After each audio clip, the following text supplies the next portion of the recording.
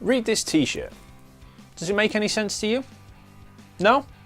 Then you're probably not familiar with the basic concepts of photography. Then stick around, because in this video I'm going to talk you through them.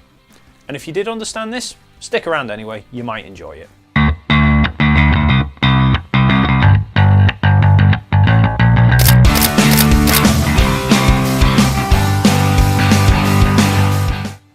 Welcome to Photography 101.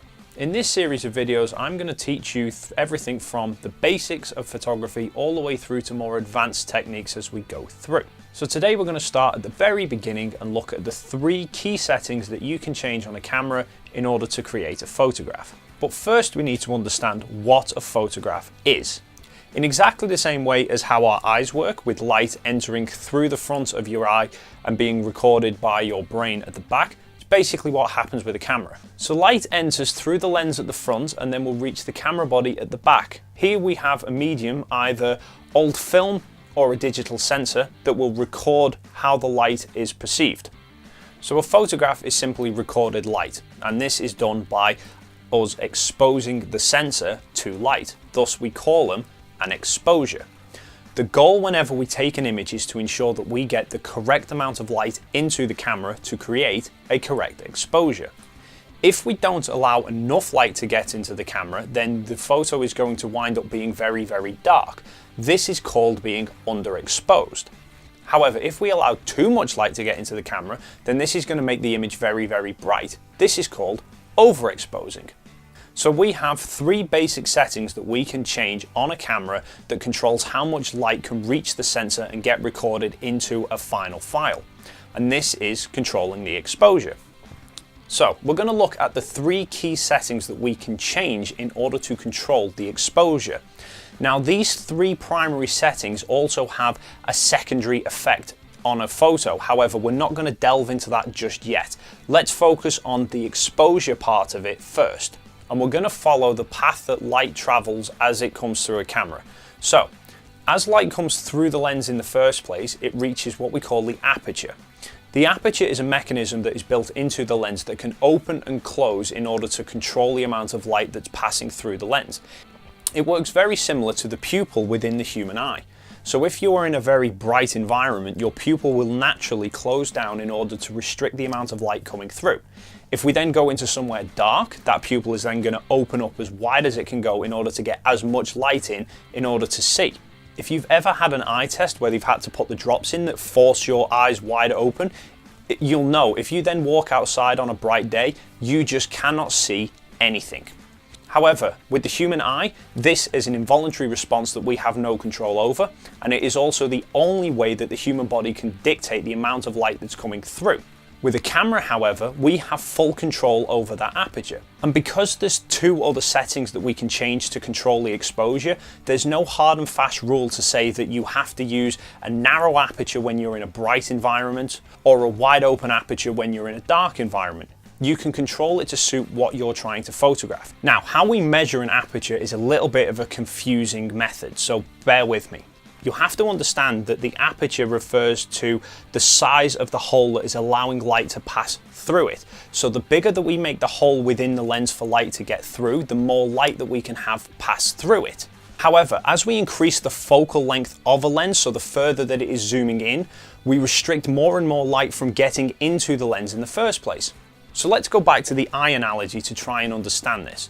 So right now you have a very, very wide angle of view. So all the light from around here is managing to hit your eyes and be absorbed. If, however, you close up your fist and look through such as this, you're restricting the amount of light that can get into just that very small bit at the front. So the same principle applies for camera lenses. As we increase the focal length of a lens, we are narrowing our angle of view, which means that the area that we are picking light up from is being reduced. So then if you have a lens that has an aperture of any given size and you then zoom in and restrict the amount of light that is coming down, while the hole remains the same size, the amount of light that is getting in the first place drops. So to ensure that we get the correct amount of light coming out of the back of the lens, we have to widen that hole up in order to compensate the lost light from the beginning. So how do we measure the aperture? The aperture is always referred to by an f number. So for example, this lens has a maximum possible aperture of f4.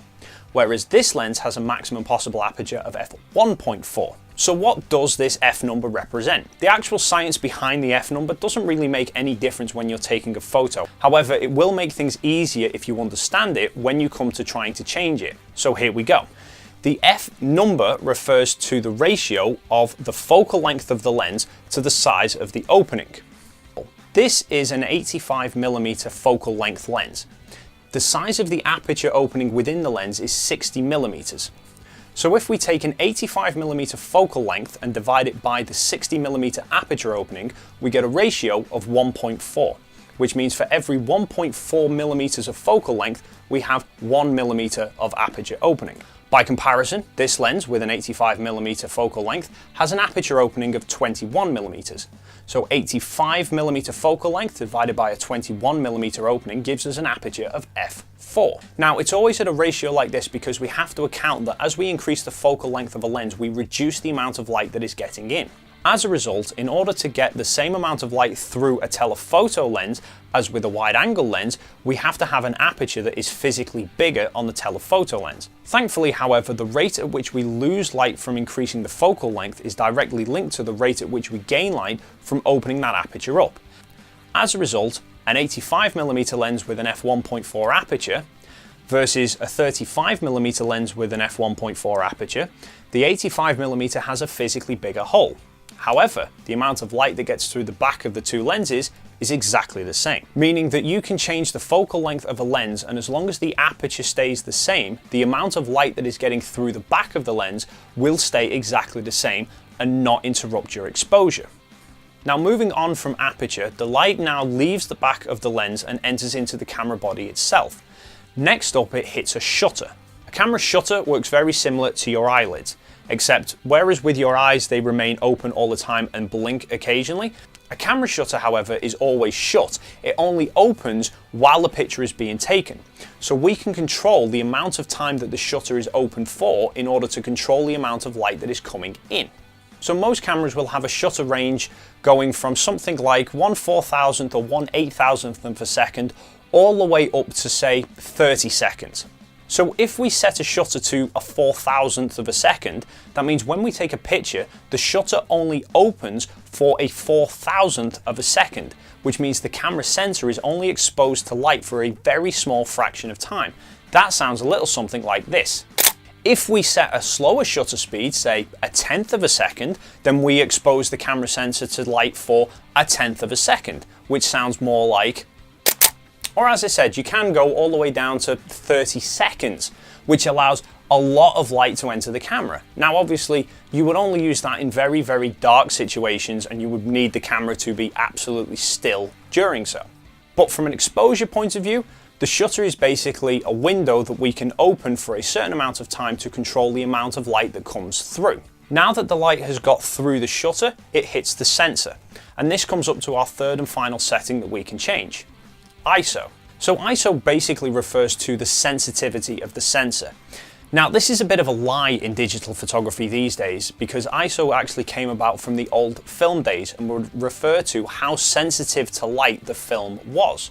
So if you were shooting in a very dark environment and you weren't getting a lot of light into the camera, then a low sensitivity film probably wouldn't pick up most of that light, and you would end up with a very, very dark image.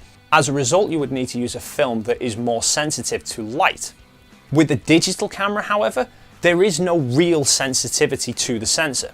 Light is just detected by the sensor anyway. All the sensitivity settings do is artificially increase that signal, similar to turning up the volume on your radio. If you have a very dim signal, i.e. a very quiet song that you can't truly hear, you need to increase the volume of that track, so you turn up the volume. This is essentially the same with a camera. You turn up the volume on the signal in order to get a brighter picture. Now, as I mentioned at the beginning, each of those three settings all have an adverse effect on the look of a photograph, which can have a huge bearing on what combination of settings we choose to use in order to create an exposure. However, I have taken up enough of your time already, so I'm going to leave all of those explanations for the next video. If you did like this video, please give it a thumbs up, guys. It's always appreciated. If you have any questions, queries, general feedback at all, feel free to leave a comment down below. If you are looking forward to the next episode, make sure you've hit that subscribe button so that you'll know as soon as it goes live. And hopefully, I'll see you in the next episode.